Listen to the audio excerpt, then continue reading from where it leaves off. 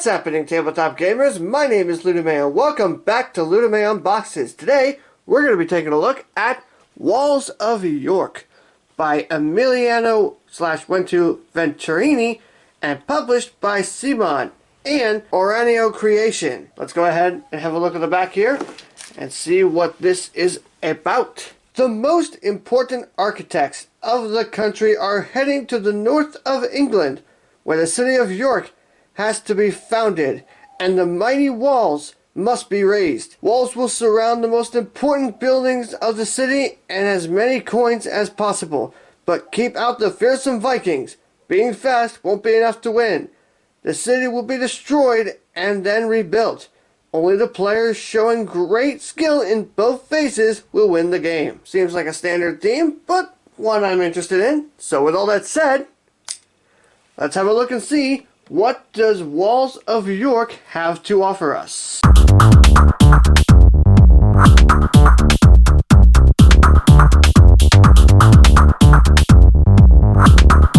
The game comes with a whole bunch of frame strips just like these, and each player is going to be given 4 of them, and basically what they will do to set up their game is they will have to connect each one of these in such a way that each corner has the same color of flowers on each corner. There's also sets of tiles that come with the game, and these are what you're going to be using to build the city of York, or rather the walls of York. However, there's a couple different things about these that you'll need to know. First of all, each of these are double-sided, and each of these tiles have a slight configuration difference between their two sides.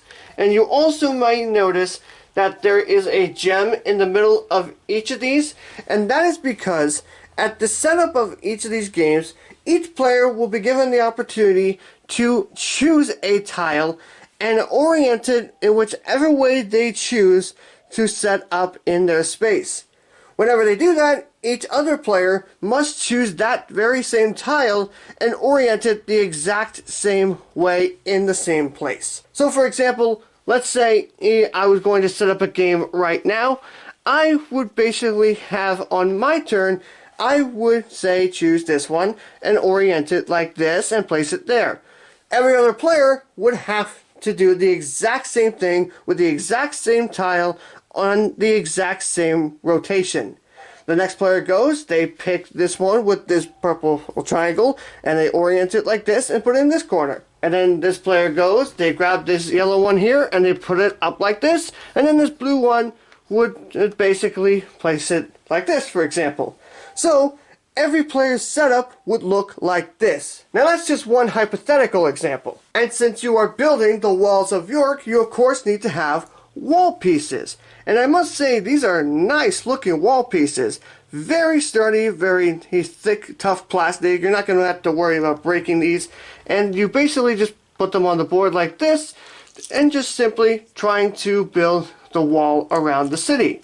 And there's a whole bunch more of these. I just grabbed a handful to show in the example. There's a whole bunch of coins that come with the game, and these coins come in the basic denominations of 1, 5, and 10.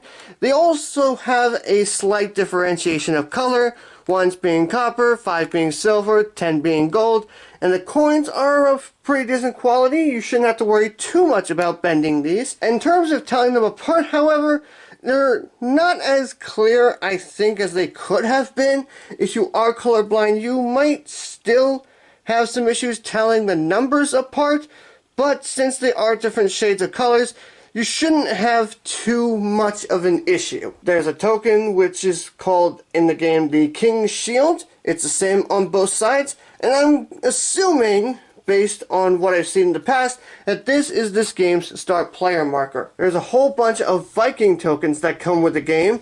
They are double-sided. One side shows a Viking, the other side shows a Viking on a broken 5 coin, which, according to the rulebook, is meant to represent the invasion, and I'm assuming this side is basically a penalty of what happens when they do invade. Again, the tokens are pretty good quality. They can bend a little bit, so you may want to be careful there, but they're sturdy enough that you shouldn't be too worried. There is a big red die that comes with the game, and the die has its faces painted on. They are not edged into the die, which is a little unfortunate because that just means it's not going to last as long as if it was edged in.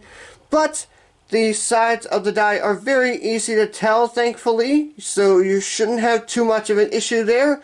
And this is basically what you're going to be used to try to build the walls of York. There are also 3 smaller blue dice that come with the game. This one, the pips, are actually ingrained a little bit into the dice, which is nice.